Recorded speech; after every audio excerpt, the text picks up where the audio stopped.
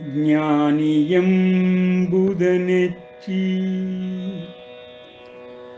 ಕರ್ಮ ಬಿಡಲಾರೆ ದೀನನಂತೆ ನಾನು ಪರರ ಬೇಡಲಾರೆ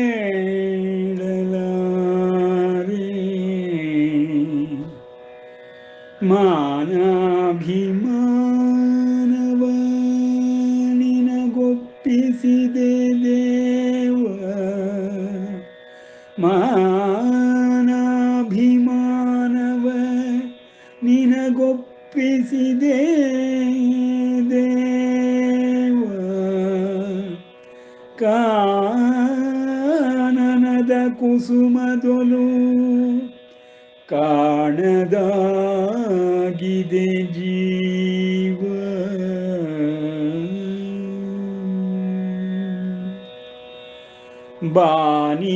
ಬಾನಿಗಿಲ್ಲವೋ ಎಲ್ಲೇ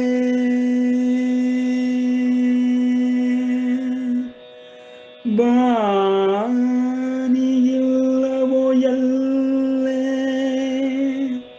ಶುಭತಾರೆಯ ಮಹಾಭಾವ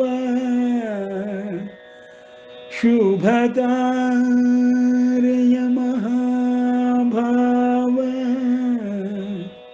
ಹಾನಿಯಾಗದ ರೀತಿ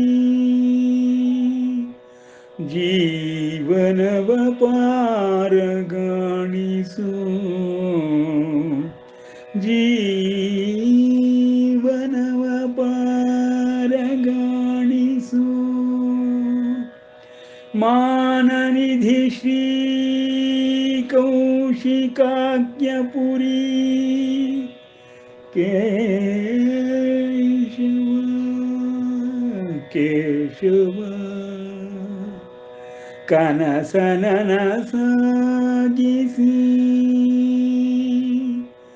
ರಕ್ಷಿಸು ನಮ್ಮ ನನವರತ ರಕ್ಷಿಸು ನಮ್ಮ ನನವರತ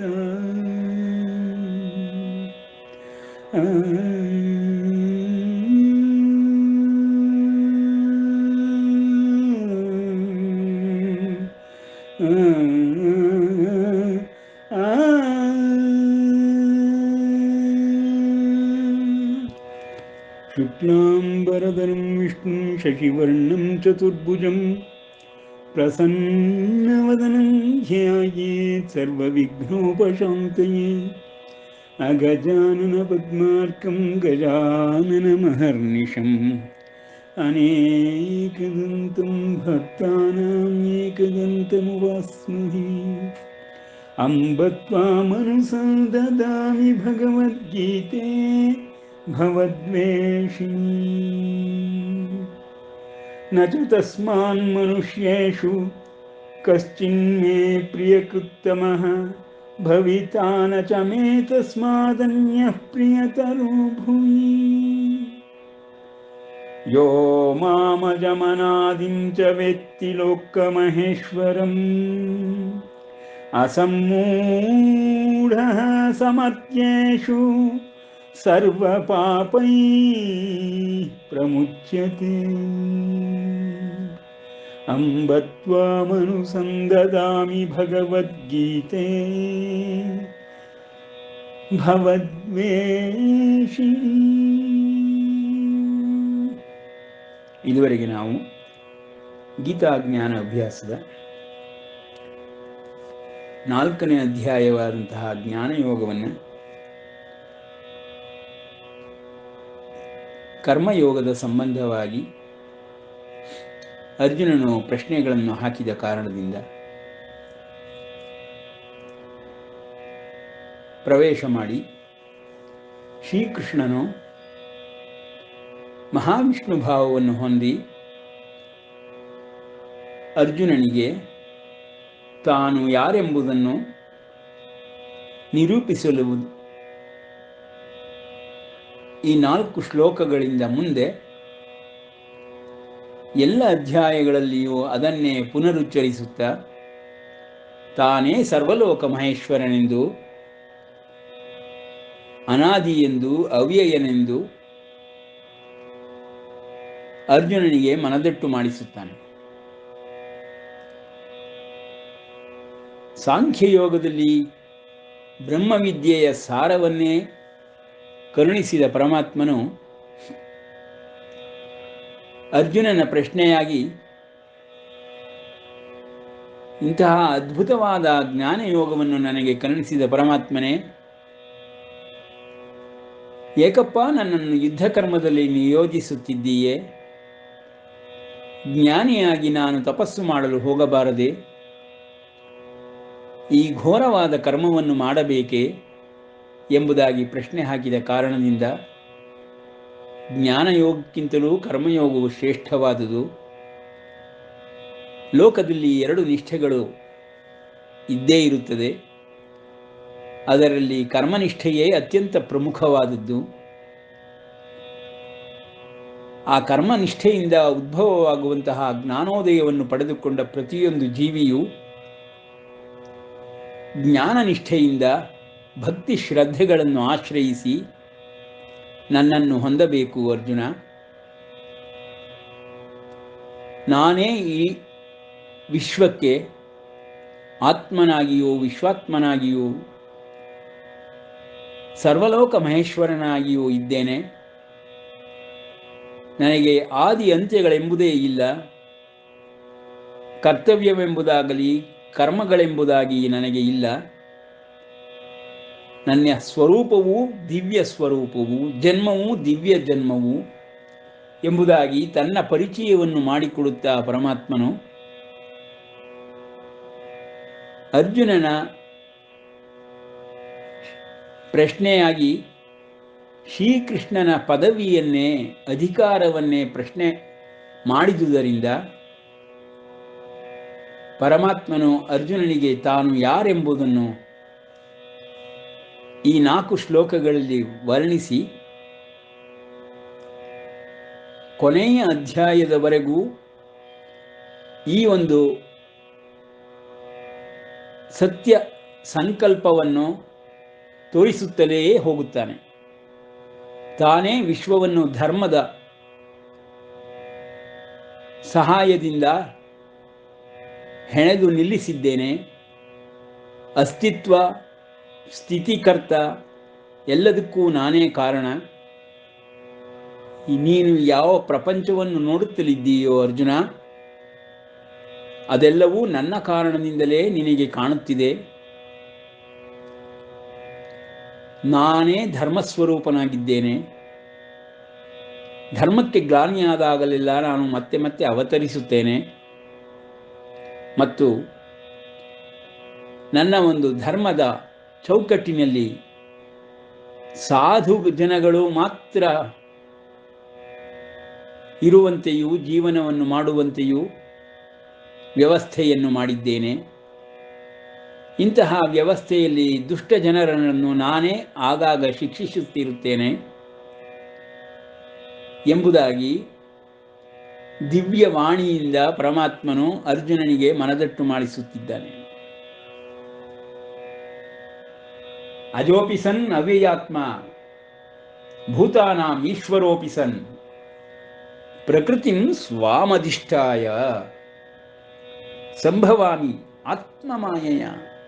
ಎಲ್ಲರಂಗೆ ಹುಟ್ಟಲ್ಲಪ್ಪ ಅರ್ಜುನ, ನಾನು ಎಲ್ಲರಂಗೆ ಹುಟ್ಟಲ್ಲ, ನಿನ್ನ ಹಾಗೆ ಹುಟ್ಟಲ್ಲಪ್ಪ. ನಾನು ಸಂಭವಾಮಿ ಆತ್ಮಮಾಯೆಯ ಪ್ರಕೃತಿಂ ಸ್ವಾಮಧಿಷ್ಠಾಯ. ಯಾವ ಒಂದು ಪ್ರಕೃತಿಯ ಸಹಾಯದಿಂದ ಎಲ್ಲರೂ ಜನ್ಮ ತಾಳುತ್ತಾರೋ ಅಂತಹ ಪ್ರಕೃತಿಯನ್ನು ನನ್ನ ಅಧಿಷ್ಠಾನದಲ್ಲಿ, ನನ್ನ ಒಂದು ಹಿಡಿತದಲ್ಲಿ, ಅಂಕಿತದಲ್ಲಿ ಇಟ್ಟುಕೊಂಡು ಆತ್ಮಮಾಯೆಯಿಂದ ನಾನು ಸಂಭವಾಮಿ, ಪ್ರಕಟಗೊಳ್ಳುತ್ತೇನೆ. ಎಲ್ಲ ಭೂತಗಳಿಗೂ ಈಶ್ವರನೇ ಆಗಿದ್ದರೂ ಸಹಿತ ಸರ್ವಲೋಕ ಮಹೇಶ್ವರನೆನಿಸಿಕೊಂಡರೂ ಧರ್ಮಕ್ಕೋಸ್ಕರವಾಗಿ ನಾನು ಪ್ರತಿಯೊಂದು ಯುಗದಲ್ಲಿಯೂ ಜನ್ಮ ತಾಳುತ್ತೇನೆ, ಪ್ರಕಟಪಡಿಸಿಕೊಳ್ಳುತ್ತೇನೆ, ಅವತರಿಸುತ್ತೇನೆ ಎಂಬುದಾಗಿ ಪರಮಾತ್ಮನು ತನ್ನ ಪರಿಚಯವನ್ನು ಕೊಡುತ್ತಾ ಇದ್ದಾನೆ. 4ನೇ ಅಧ್ಯಾಯದ 5ರಿಂದ 8-9 ಶ್ಲೋಕಗಳವರೆಗೆ ನಿರ್ವಿವಾದವಾಗಿ ಅನುಮಾನ ಶಂಕೆಗಳಿಗೆ ಆಸ್ಪದವೇ ಇಲ್ಲದಂತೆ ಪರಮಾತ್ಮನು ತನ್ನ ಪದವಿಯನ್ನು, ಅಧಿಕಾರವನ್ನು ಮತ್ತು ತಾನು ನಿರ್ಮಿಸಿರುವ ವ್ಯವಸ್ಥೆಯನ್ನು ವರ್ಣಿಸುತ್ತಿದ್ದಾನೆ.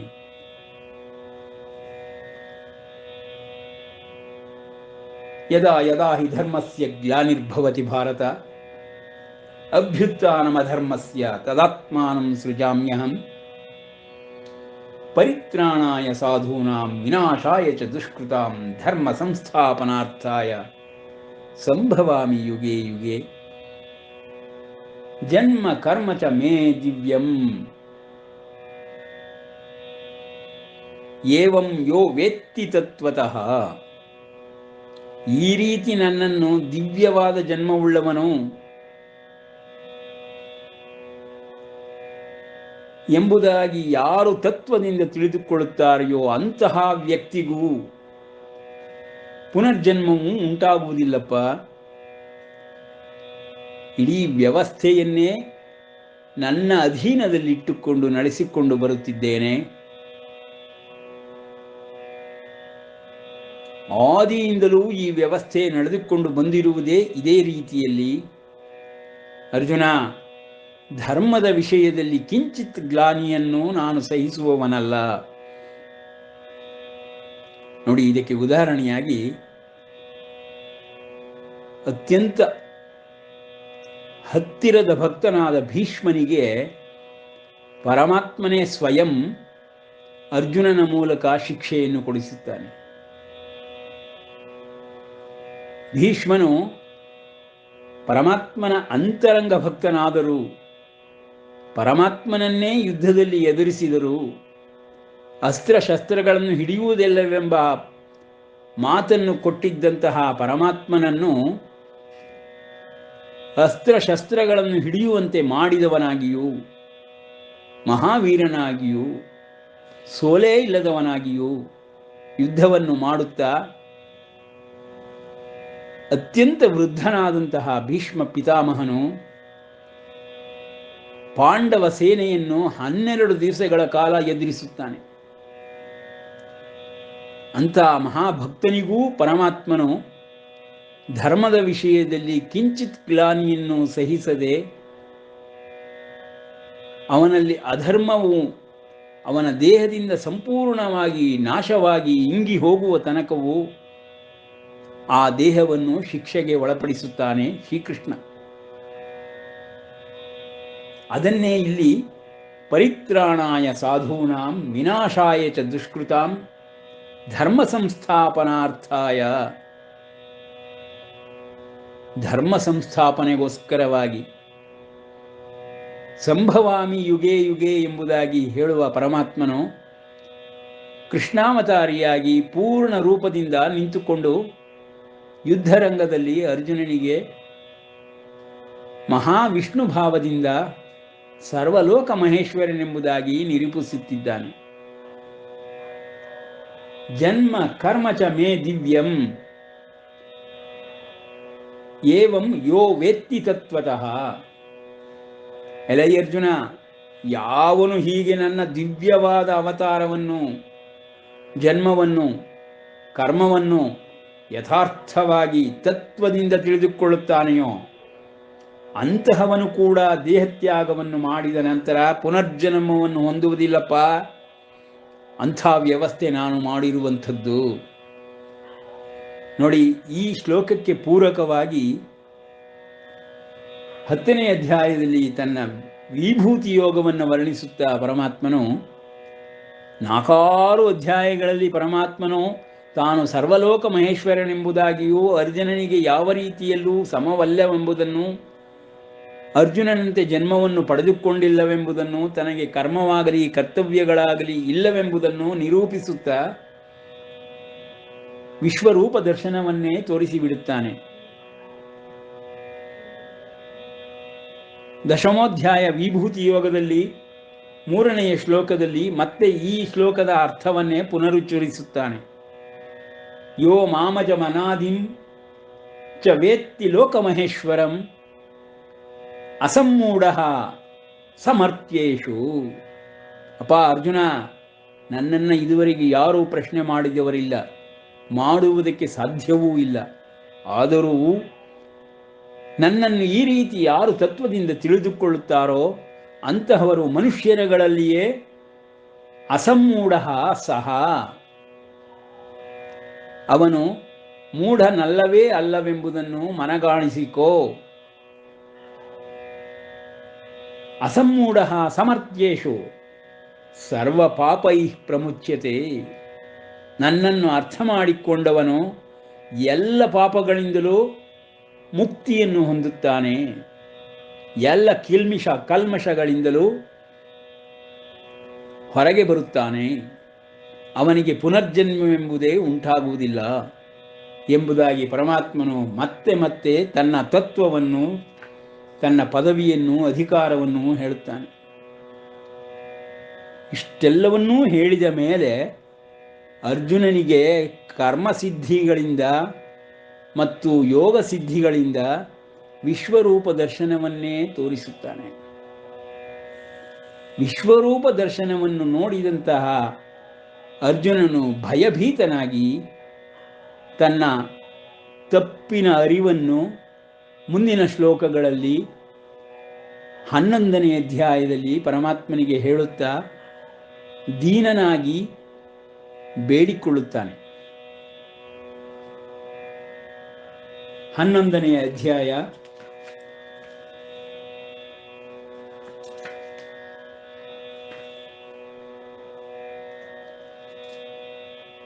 ಆಖ್ಯಾಹಿ ಮೇ ಕೋ ಭವಾನುಗ್ರರೂಪೋ ನಮೋಸ್ತುತೆ ದೇವದೇವ ವರಪ್ರಸೀದ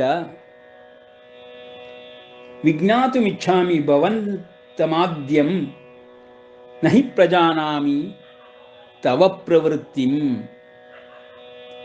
ನಿನ್ನ ಪ್ರವೃತ್ತಿಯನ್ನು ನಾನು ಅರ್ಥ ಮಾಡಿಕೊಳ್ಳಲಾರದೆ ಹೋದೆ. ಹೇ ಕೃಷ್ಣ, ಹೇ ಪರಮಾತ್ಮ, ನೀನು ಏನೆಂದು ಯಾರೆಂದು ತಿಳಿಸಿಕೊಡು ಎಂಬುದಾಗಿ ಬೇಡಿಕೊಳ್ಳುತ್ತಾನೆ. ಪರಮಾತ್ಮನು ಶ್ರೀಕೃಷ್ಣನಿಗೆ ಸದಾಕಾಲವೂ ಸತ್ವಗುಣ ಸಂಪನ್ನನೇ ಆಗಿದ್ದಾಗ್ಯೂ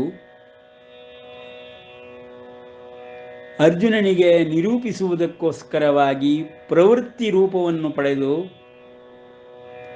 ಕರ್ಮ ಸಂಬಂಧವನ್ನು ಹೊಂದಿ ರಜೋಗುಣಾಧಿಕ್ಯನಾಗಿ ಲೋಕವ್ಯವಹಾರವನ್ನು ಮಾಡಬೇಕಾಗುತ್ತದೆ. ಆಗ ಶ್ರೀಕೃಷ್ಣನು ವಿಶ್ವರೂಪ ದರ್ಶನವನ್ನು ತೋರಿಸುತ್ತಾ ರಜೋಗುಣ ಸಂಬಂಧವಾದ ಕರ್ಮ ಸಂಬಂಧವನ್ನು ಹೊಂದಿ ತನ್ನ ಐಶ್ವರ್ಯ ರೂಪವು ಎಷ್ಟು ಭಯಾನಕವಾಗಿದೆ ಎಂಬುದನ್ನು ಅರ್ಜುನನಿಗೆ ವೇದ್ಯ ಮಾಡಿಕೊಡುತ್ತಾನೆ, ಮನದಟ್ಟು ಮಾಡಿಕೊಡುತ್ತಾನೆ.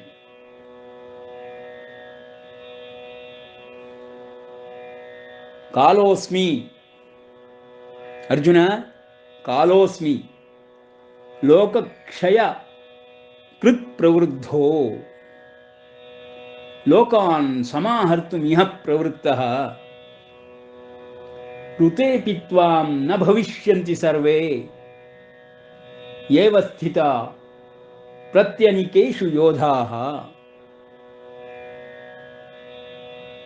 ಈ ರೀತಿ ಹೇಳುತ್ತಾ ಪರಮಾತ್ಮನು, ಅರ್ಜುನ, ನಿನ್ನಿಂದ ಆಗಬೇಕಾದದ್ದು ಏನೂ ಇಲ್ಲ, ಎಲ್ಲವೂ ನನ್ನಿಂದ ಆಗಿಯೇ ಹೋಗಿದೆ. ಜಗತ್ತಿನಲ್ಲಿ ದುಷ್ಟರನ್ನು ನಾನು ಸಂಹರಿಸಿಯೇ ಆಗಿದೆ. ಈಗ ನಿಮಿತ್ತ ಮಾತ್ರನಾಗಿ ಪ್ರದರ್ಶನವನ್ನು ನೀನು ಮಾಡಬೇಕಷ್ಟೆ. ಆ ಪ್ರದರ್ಶನ ಮಾತ್ರದಿಂದ ನಿನಗೆ ಕೀರ್ತಿಯು ಬರುತ್ತದೆ. ಎಲ್ಲವನ್ನು ನಾನು ಸೂಕ್ಷ್ಮ ರೂಪದಲ್ಲಿಯೇ ನಿರ್ವಹಿಸುತ್ತಿರುತ್ತೇನೆ.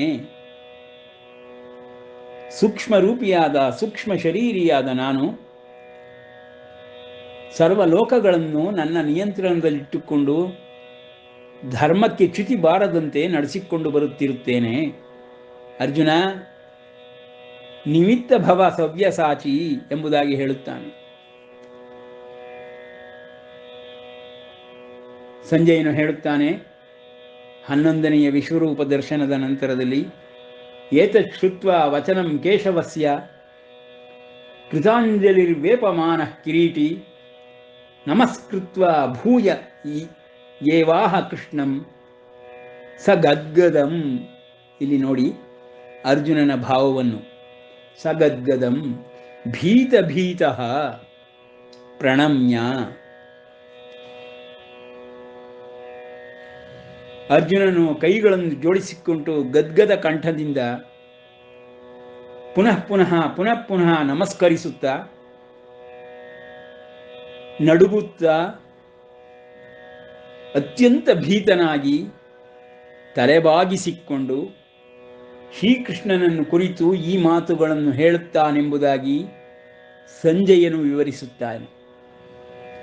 ಅಂದರೆ ಜ್ಞಾನಯೋಗದ ಆದಿಯಲ್ಲಿ ಅರ್ಜುನನು ಹಾಕಿದ ಪ್ರಶ್ನೆ ಕೃಷ್ಣನಿಗೆ ತನ್ನ ಅಧಿಕಾರವನ್ನೇ, ತನ್ನ ಪದವಿಯನ್ನೇ, ಅಧಿಕಾರವಾಣಿಯನ್ನೇ, ತನ್ನ ಅಸ್ತಿತ್ವವನ್ನೇ ಪ್ರಶ್ನೆ ಮಾಡಿದನಲ್ಲ ಎಂಬ ಅರ್ಜುನನ ಪ್ರಶ್ನೆಗೆ ಉತ್ತರ ರೂಪವಾಗಿ 16 ಅಧ್ಯಾಯಗಳಲ್ಲಿ ಪರಮಾತ್ಮನು ಅರ್ಜುನನಿಗೆ ಮನದಟ್ಟು ಮಾಡಿಸುತ್ತಾನೆ.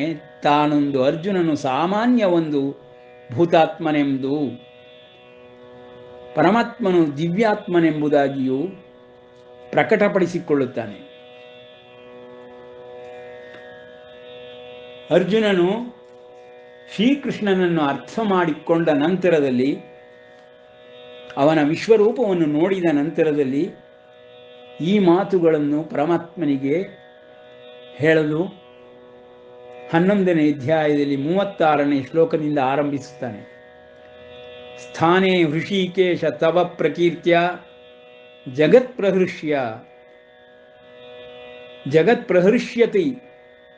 ಜಗತ್ಪ್ರಹೃಷ್ಯತ್ಯನುರಜ್ಯತೆ ಚ ರಕ್ಷಾಂಸಿ ಭೀತಾನಿ ದಿಶೋದ್ರವಂತಿ ಸರ್ವೇ ನಮಸ್ಯಂತಿ ಚ ಸಿದ್ಧಸಂಗಾಹ. ಅಪಾ ಕೃಷ್ಣ, ನೀನು ಸರ್ವಲೋಕ ಮಹೇಶ್ವರ ಅನ್ನೋದು ನನಗೆ ಮನದಟ್ಟಾಗಿದೆ. ನಿನ್ನ ಈ ರೂಪವನ್ನು ನೋಡಿ ಭಯಭೀತನಾಗಿದ್ದೇನೆ. ಎಲೈ ಹೃಷಿಕೇಶ, ನಿನ್ನ ಮಹಾತ್ಮ್ಯ ಕೀರ್ತನೆಯಿಂದ ಜಗತ್ತು ಸಂತಸ ಪಡುತ್ತಲಿದೆ ಮತ್ತು ಅನುರಾಗವನ್ನೂ ಹೊಂದುತ್ತಲಿದೆ. ನೀನು ಸರ್ವಶ್ರೇಷ್ಠನೆಂಬುದನ್ನು ಜಗತ್ತು ಅರ್ಥ ಮಾಡಿಕೊಂಡಿದೆ. ರಾಕ್ಷಸರುಗಳು ಭೀತರಾಗಿ ದಿಕ್ಕುಗಳಿಗೆ ಓಡುತ್ತಲಿದ್ದಾರೆ. ಸಿದ್ಧರ, ದೇವತೆಗಳ ಸಂಘಗಳೆಲ್ಲವೂ ನಮಸ್ಕರಿಸುತ್ತದೆ. ಇದು ಸರಿಯೇ ಸರಿ, ಯುಕ್ತವೇ ಸರಿ. ಕಸ್ಮಾಚ್ಚತೆ ನಮೇರನ್ ಮಹಾತ್ಮನ್ ಗರೀಯಸೆ ಬ್ರಹ್ಮಣೋಪ್ಯಾದಿಕರ್ತ್ರೆ ಅನಂತ ದೇವೇಶ ಜಗನ್ನಿವಾಸ ತ್ವಮಕ್ಷರಂ ಸದಸತ್ತರ್ಪರಂಚ. ಎಲೈ ಮಹಾತ್ಮನೇ, ಬ್ರಹ್ಮನಿಗೂ ಆದಿ ಕಾರಣನಾದ ಎಲ್ಲರಿಗಿಂತಲೂ ಉತ್ಕೃಷ್ಟನಾದಂತಹ ನಿನಗೆ ಹೇಗೆ ನಮಸ್ಕರಿಸದೇ ಇದ್ದಾರೋ, ಎಲ್ಲರೂ ನಿನ್ನನ್ನೇ ನಮಸ್ಕರಿಸುತ್ತಾರೆ, ಶ್ರೇಷ್ಠರಲ್ಲಿ ಶ್ರೇಷ್ಠನೆಂಬುದಾಗಿ ಭಾವಿಸಿದ್ದಾರೆ. ಎಲಯ್ಯನಂತ ದೇವೇಶ, ಜಗನ್ನಿವಾಸ, ನೀನೇ ಅಕ್ಷರ, ನೀನೇ ಸತ್, ನೀನೇ ಅಸತ್ ಮತ್ತು ನೀನೇ ಪರವಾದುದು, ಶ್ರೇಷ್ಠವಾದುದು. ತ್ವಮಾದಿದೇವಃ ಪುರುಷಃ ಪುರಾಣಃ ತ್ವಮಸ್ಯ ವಿಶ್ವಸ್ಯ ಪರಂ ನಿಧಾನಂ ವೇತ್ತಾಸಿ ವೇದ್ಯಂ ಚ ಪರಂ ಚ ಧಾಮ ತ್ವಯಾ ತತಂ ವಿಶ್ವಮನಂತರೂಪಂ. ಆದಿದೇವನೇ, ಪುರಾಣ ಪುರುಷನೇ ನೀನು. ಈ ವಿಶ್ವಕ್ಕೆ ಉತ್ಕೃಷ್ಟವಾದ ಆಶ್ರಯವೂ ನೀನೇ. ನೀನು ಸರ್ವಜ್ಞ, ಜ್ಞೇಯ ವಸ್ತು ಮತ್ತು ಪರಮಧಾಮ. ಎಲೈ ಅನಂತರೂಪನೇ, ನಿನ್ನಿಂದಲೇ ವಿಶ್ವವು ವ್ಯಾಪ್ತವಾಗಿದೆ. ವಾಯುರ್ಯಮೋಗ್ನಿ ವರುಣ ಶಶಾಂಕ ಪ್ರಜಾಪತಿಸ್ತ್ವಂ ಪ್ರಪಿತಾಮಹಶ್ಚ ನಮೋ ನಮಸ್ತೇಸ್ತು ನಮೋ ನಮಸ್ತೇಸ್ತು ಸಹಸ್ರಕೃತ್ವಃ ಪುನಶ್ಚ ಭೂಯೋಪಿ ನಮೋ ನಮಸ್ತೆ ನಮೋ ನಮಸ್ತೆ. ಅರ್ಜುನನು ತಾನು ಮಾಡಿದ ಪ್ರಶ್ನೆಗೆ ಪರಿತಪಿಸುತ್ತಾ ಶ್ರೀಕೃಷ್ಣನ ಮಹಾವಿಷ್ಣು ಭಾವವನ್ನು ನೋಡಿ ಪುನಃ ಪುನಃ ನಮಸ್ಕಾರ ಪುನಃ ಪುನಃ ನಮಸ್ಕಾರವೆಂಬುದಾಗಿ ದೀನನಾಗಿ ಬೇಡಿಕೊಳ್ಳುತ್ತಾನೆ. ವಾಯು, ಯಮ, ಅಗ್ನಿ, ವರುಣ, ಚಂದ್ರ, ಪ್ರಜಾಪತಿ ಮತ್ತು ಪ್ರಪಿತಾಮಹ ಇವರೆಲ್ಲರೂ ನೀನೇ ಆಗಿದ್ದೀಯೇ ಪರಮಾತ್ಮ. ನಿನಗೆ 1000 ಸಲ ನಮಸ್ಕಾರ, ಪುನಃ ಪುನಃ ನಮಸ್ಕಾರ, ಮತ್ತೊಮ್ಮೆ ನಮೋ ನಮಃ ಎಂಬುದಾಗಿ ಅರ್ಜುನನ ಮಾತಿಂದ ಜ್ಞಾನೋದಯದ ಮಾತುಗಳು ಹೊರಗೆ ಬರುತ್ತದೆ. ನಮಃ ಪುರಸ್ತಾತ್ ಅಥ ಪೃಷ್ಠತಸ್ತೆ ನಮೋಸ್ತುತೆ ಸರ್ವತ ಏವ ಸರ್ವ ಅನಂತ ವೀರ್ಯ ಅಮಿತ ವಿಕ್ರಮಸ್ತ್ವಂ ಸರ್ವಂ ಸಮಾಪ್ನೋಷಿ ತತೋಪಿ ಸರ್ವಃ. ಎಲೈ ಸರ್ವಾತ್ಮನೇ, ಪರಮಾತ್ಮನೇ, ನಿನಗೆ ಹಿಂದೆ ನಮಸ್ಕಾರ, ಮುಂದೆ ನಮಸ್ಕಾರ, ಎಲ್ಲ ಕಡೆಗಳಿಂದಲೂ ನಮಸ್ಕಾರ. ಎಲೈ ಅನಂತ ವೀರ್ಯನೇ, ನೀನು ಅಮಿತ ಪರಾಕ್ರಮಿಯು, ನೀನು ಎಲ್ಲವನ್ನೂ ವ್ಯಾಪಿಸಿಕೊಂಡಿರುವವನು, ಸರ್ವಸ್ವರೂಪನೂ ಆಗಿರುವೆ. ಇಲ್ಲಿ ಅರ್ಜುನನಿಗೆ ಜ್ಞಾನೋದಯವಾಗಿರುತ್ತದೆ ಎಂಬುದಕ್ಕೆ ಕೃಷ್ಣನನ್ನು ಈ ರೀತಿ ಪ್ರಶ್ನೆ ಮಾಡಬಾರದಿತ್ತು ಎಂಬ ಪರಿತಾಪವು ಮುಂದಿನ ಶ್ಲೋಕಗಳಲ್ಲಿ ಕಂಡುಬರುತ್ತದೆ. ಸಖೇತಿ ಮತ್ವಾ ಪ್ರಸಭಂ ಯದುಕ್ತಂ, ಹೇ ಕೃಷ್ಣ, ಹೇ ಯಾದವ, ಹೇ ಸಖೇತಿ ಅಜಾನತಾ ಮಹಿಮಾನಂ ತವೇದಂ ಮಯಾ ಪ್ರಮಾದಾತ್ ಪ್ರಣಯೇನ ವಾಪಿ ಯಚ್ಚಾವಹ ಸಾರ್ಥಮಸತ್ ಕೃತೋಸಿ ವಿಹಾರಶಯ್ಯಾಸನ ಭೋಜನೇಷು ಏಕೋಥವಾಪ್ಯಚ್ಯುತ ತತ್ಸಮಕ್ಷಂ ತತ್ಕ್ಷಾಮಯೇ ತ್ವಾಮಹಂ ಅಪ್ರಮೇಯಂ. ಎಲೆಯಚ್ಯುತ, ಹೇ ಶ್ರೀಕೃಷ್ಣ, ನಿನ್ನ ಮಹಿಮೆಯನ್ನು ಮತ್ತು ವಿಶ್ವರೂಪವನ್ನು ಅರಿಯದಂತಹ ನಾನು ಸಮ್ಮೂಢನಾಗಿ ನಿನ್ನ ಸ್ನೇಹಿತನನ್ನು ತಿಳಿದುಕೊಂಡು ಸ್ನೇಹಿತನಂತೆ ವರ್ತಿಸಿಬಿಟ್ಟೆ. ಪ್ರಮಾದದಿಂದಾಗಲಿ ಪ್ರಣಯದಿಂದಾಗಲಿ ಎಲೈ ಕೃಷ್ಣ, ಎಲೈ ಯಾದವ, ಎಲೈ ಸಖ ಎಂದು ಯಾವುದನ್ನು ದಿಟ್ಟತನದಿಂದ ಹೇಳಿದೆನೋ ಮತ್ತು ವಿಹಾರ, ಶಯನ, ಆಸನ, ಭೋಜನ ಇವುಗಳಲ್ಲಿ ನೀನು ಒಬ್ಬನೇ ಇರುವಾಗ ಅಥವಾ ಇತರರ ಎದುರಿಗೆ ಅಪಹಾಸ್ಯಕ್ಕಾಗಿಯಾಗಲಿ ಯಾವ ರೀತಿ ಅಪಮರ್ಯಾದೆಯನ್ನು ಮಾಡಿದೆನೋ ಅದೆಲ್ಲವನ್ನೂ ಕ್ಷಮಿಸಿಬಿಡು. ಅಪ್ರಮೇಯನಾದ ನಿನ್ನನ್ನು ಬೇಡಿಕೊಳ್ಳುತ್ತೇನೆ. ಇಲ್ಲಿ ಅರ್ಜುನನು 4ನೇ ಅಧ್ಯಾಯದಲ್ಲಿ ಹಾಕಿದ ಪ್ರಶ್ನೆಗೆ ಪರಿತಪಿಸುತ್ತಾನೆ. ಆ ರೀತಿ ಶ್ರೀಕೃಷ್ಣನು ತನ್ನ ಒಂದು ವಿಶ್ವರೂಪವನ್ನು, ವಿಶ್ವಾತ್ಮನೆಂಬುದನ್ನು, ಸರ್ವಲೋಕ ಮಹೇಶ್ವರನೆಂಬುದನ್ನು ನಿರೂಪಿಸುತ್ತಾನೆ. ಅಂತಹ ಪರಮಾತ್ಮನನ್ನು ತತ್ವದಿಂದ ಯಾರು ಈ ರೀತಿ ತಿಳಿದುಕೊಳ್ಳುತ್ತಾರೆಯೋ ಅಂತಹವರಿಗೂ ಪುನರ್ಜನ್ಮವೇ ಇರುವುದಿಲ್ಲ. ಪರಿತ್ರಾಣಾಯ ಸಾಧೂನಾಂ ವಿನಾಶಾಯ ಚ ದುಷ್ಕೃತಾಂ. ದುಷ್ಕೃತಾಂ, ಕೆಟ್ಟ ಕೆಲಸವನ್ನು ಮಾಡುವವರನ್ನು ನಾಶ ಮಾಡಿಬಿಡುತ್ತೇನೆ ಎಂಬುದಾಗಿ ಪರಶಿವನೂ ಹೇಳುವುದಿಲ್ಲ. ಪರಮಾತ್ಮನು ವಿಷ್ಣು ಭಾವದಿಂದ ಶ್ರೀಕೃಷ್ಣನಾಗಿ ಅರ್ಜುನನಿಗೆ ಹೇಳುತ್ತಲಿದ್ದಾನೆ. ಇದು ಅವನ ವ್ಯವಸ್ಥೆಯ ಅಡಿಗಲ್ಲು. ಧರ್ಮವೇ ವಿಶ್ವವನ್ನು ಹೆಣೆದು ನಿಲ್ಲಿಸಿದೆ ಎಂಬುದನ್ನು ನಿರೂಪಿಸುತ್ತಾನೆ. ಹೀಗೆ ಅರ್ಜುನನ ಪ್ರಶ್ನೆಗೆ ಪರಮಾತ್ಮನು ಅತ್ಯಂತ ಪ್ರಮುಖವಾದಂತಹ 4 ಶ್ಲೋಕಗಳಿಂದ ಆರಂಭಿಸಿ ಅರ್ಜುನನಿಗೆ ಮನದಟ್ಟಾಗುವವರೆಗೂ ತನ್ನ ವಿಶ್ವರೂಪವನ್ನು, ತನ್ನ ಒಂದು ಸ್ಥಿತಿಕರ್ತನಾದ ಲೋಕಾಧ್ಯಕ್ಷನಾದ ಪದವಿಯನ್ನು ತೋರಿಸುತ್ತಾ ಅರ್ಜುನನ ಭಕ್ತಿಗೆ ಮೆಚ್ಚಿಕೊಂಡು ನಂತರದಲ್ಲಿ ಪ್ರಸನ್ನ ರೂಪಿಯಾಗಿ ಅರ್ಜುನನನ್ನು ಸಂತೈಸುತ್ತಾನೆ. ಇದೇ ಭಗವದ್ಗೀತೆಯ ವಿಶೇಷವಾಗಿರುವಂತಹ ಸಂದೇಶ. ಭಗವಂತನ ಅಸ್ತಿತ್ವದಲ್ಲಿ ಮತ್ತು ಅವನ ವ್ಯವಸ್ಥೆಯ ನಿರ್ಮಾಣದಲ್ಲಿ, ಅವನ ಪದವಿಯಲ್ಲಿ, ಅವನ ಕರ್ತವ್ಯಗಳಲ್ಲಿ, ಅವನ ದಿವ್ಯ ಜನ್ಮದಲ್ಲಿ, ದಿವ್ಯ ರೂಪದಲ್ಲಿ ಯಾರೊಬ್ಬರೂ ಕಿಂಚಿತ್ತೂ ಅನುಮಾನವನ್ನಾಗಲಿ ಸಂದೇಹವನ್ನಾಗಲಿ ಹೊಂದಬಾರದು ಎಂಬುದನ್ನು ಪ್ರತಿ ಪದದಲ್ಲಿಯೂ ಪರಮಾತ್ಮನು ಭಗವದ್ಗೀತೆಯಲ್ಲಿ ನಿರೂಪಿಸಿದ್ದಾನೆ. ಸರ್ವಲೋಕ ಮಹೇಶ್ವರನ ಹಾಗೆಯೇ ಸರ್ವಲೋಕಗಳಿಗೂ ಮಂಗಳವನ್ನು ಸದಾಕಾಲ ಉಂಟು ಮಾಡುತ್ತಿರುವಂತಹ ಪರಮಾತ್ಮನ ಈ ದಿವ್ಯ ಗುಣಗಳು ಸಾತ್ವಿಕ ಸ್ವರೂಪದ ಪುಣ್ಯ ರಾಶಿಯ ಮೂರ್ತಿ ರೂಪವೆತ್ತಂತೆ ನಮಗೆ ಕಾಣುತ್ತದೆ. ಇಂದು ಇಲ್ಲಿಗೆ ನಿಲ್ಲಿಸಿರೋಣ. ಶ್ರೀಕೃಷ್ಣಾರ್ಪಣ.